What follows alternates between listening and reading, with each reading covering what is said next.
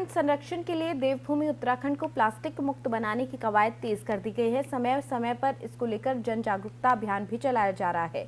इसी के तहत प्रदूषण नियंत्रण बोर्ड ने प्लास्टिक अपशिष्ट प्रबंधन नियम को लेकर एक दिवसीय कार्यशाला का आयोजन कर योजना की रूपरेखा तैयार की। उत्तराखंड प्रदूषण नियंत्रण बोर्ड की तरफ से आयोजित की गई इस कार्यशाला में मुख्यमंत्री पुष्कर सिंह धामी शामिल हुए। सीएम धामी ने कहा कि प्लास्टिक को लेकर प्रत्येक उत्तराखंडी को जागरूक किया जाएगा। साथ ही कहा कि इस तरह की कार्यशाला के जरिए प्रधानमंत्री नरेंद्र मोदी देश को बेहतर बनाने के लिए मिशन को सार्थक करने का काम कर रहे हैं। वहीं प्लास्टिक के प्रबंधन का ठीक प्रकार से मैनेजमेंट हो सकेगा।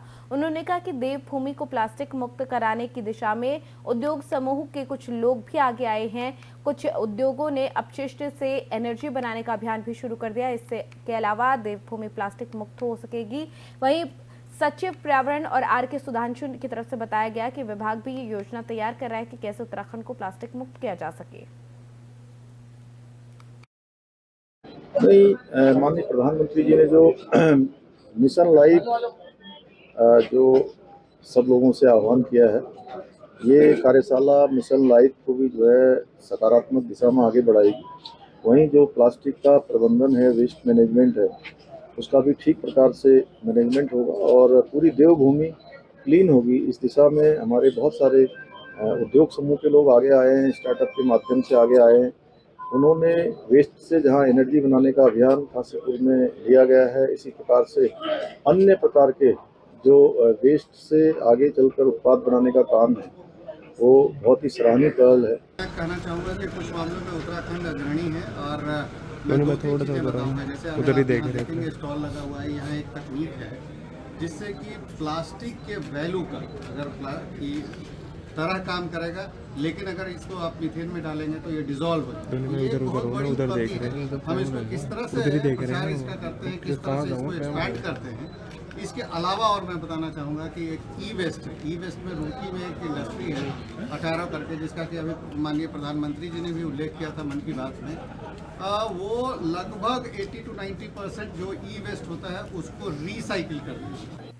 मसूरी में आम आदमी पार्टी के प्रदेश संयोजक जोत सिंह बिष्ट की तरफ से कहा गया कि आने वाले 2023 और 24 के चुनाव को लेकर आम आदमी पार्टी ने तैयारी शुरू कर दी है, जिसको लेकर 2023 में होने वाले नगर निगम और निकाय के चुनाव में सभी सीटों पर आम आदमी पार्टी अपने प्रत्याशी मैदान में उतारेगी। वहीं 2024 में उत्तराखंड की 5 लोकसभा सीट पर भी आम आदमी पार्टी अपने प्रत्याशी खड़े करेगी, जिसको लेकर तैयारियां शुरू कर दी गई हैं। उन्होंने कहा कि उत्तराखंड के सभी जिले स्तर पर कमेटियों का गठन किया जा रहा है। वहीं बूथों को मजबूत करने के लिए भी रणनीति तैयार की जा रही है। उन्होंने कहा कि लोगों की समस्याओं को लेकर आम आदमी पार्टी के कार्यकर्ता काम कर रहे हैं और उनको पूरी उम्मीद है कि आने वाले 2023 और 24 के चुनाव में उत्तराखंड में आम आदमी पार्टी पंजाब और दिल्ली की तरह बेहतर प्रदर्शन करेगी। दिल्ली और पंजाब के विकास के मॉडल को उत्तराखंड में लाने का काम किया जाएगा, जैसे कि जनता का पैसा जनता तक काम आ सके। जोत सिंह बिष्ट ने कहा कि 1 साल पुष्कर सिंह धामी 2 की सरकार का कार्यकाल पूरे होने जा रहा है, लेकिन 1 साल में मात्र भर्ती घोटाला और नकल के सिवा कुछ भी देखने को नहीं मिला। ना ही सरकार इसको रोकने को लेकर सफल हो पाई है। 30 सीट का डिफरेंस था। आम आदमी पार्टी 134 सीट पर जीती, भाजपा 104 सीट पर जीती। क्लियर कट था कि मेयर में जो है कि आम आदमी पार्टी जीतेगी। लेकिन भारतीय जनता पार्टी ने अपने एलजी की मदद से संविधान की धज्जियां उड़ाते हुए जिस तरह से 3 बार चुनाव स्थगित करवाए, तो वो सीधे सीधे संविधान पर चोट है, संविधान की अवमानना है।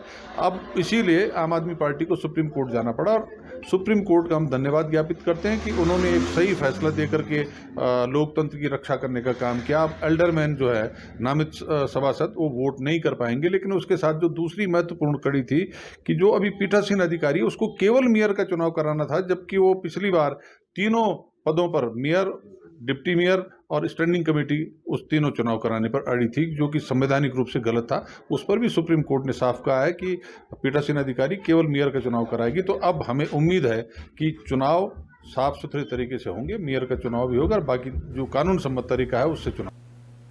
पूर्व मुख्यमंत्री त्रिवेंद्र सिंह रावत के श्रीनगर पहुंचने पर उनका जोरदार स्वागत किया गया। अदिति केंद्र सभागार में आयोजित कार्यक्रम में पूर्व मुख्यमंत्री त्रिवेंद्र सिंह रावत पहुंचे और कहा कि निष्ठावान और समर्पित पार्टी कार्यकर्ताओं के दम पर बीजेपी विश्व की सबसे बड़ी पार्टी है।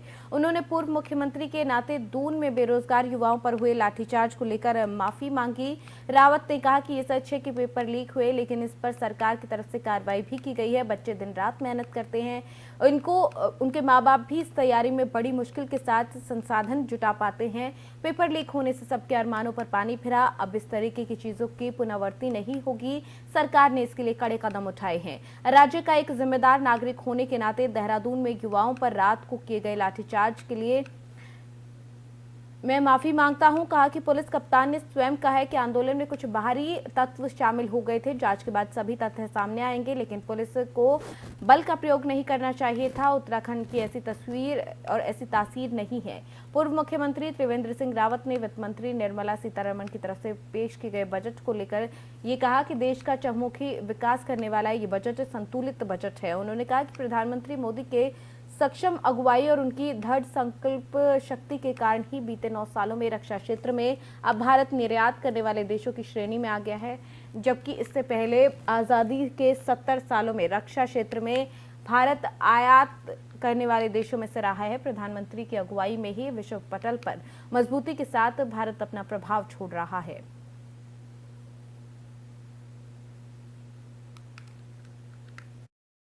देखिए, जो लाठीचार्ज हुआ नहीं होना चाहिए सर, अवॉइड करना चाहिए। बच्चे हमारे बच्चे हैं, थोड़ा बहुत गलती अगर होती है तो उसको अनदेखी भी की जा सकती है। बच्चों को समझाया जाना चाहिए।